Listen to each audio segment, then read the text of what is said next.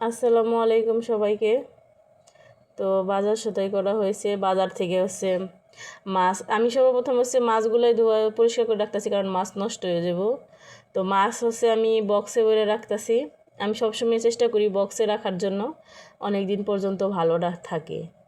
তারপর দেখলাম যে সে ডিম পড়ে আছে টেবিলের উপরে, তো ডিমগুলো গুছিয়ে রাখি তাড়াতাড়ি করে, দানালে হচ্ছে বাচ্চা কাচ্চা আছে ভেঙে ফেলতে পারে যে কোনো সময়। এ তো আমার ডিম গুছানো শেষ। এখন হচ্ছে আমি ওই যে মুড়ি নিয়ে বসছি, মুড়ি আনাইছি কম করেই।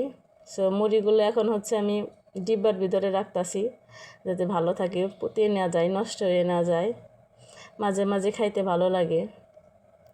তো মুড়ি গোছানো শেষ। এখানে হরলিক্স দেখাইতেছি, মেয়ের জন্য হরলিক্স আনা হয়েছে।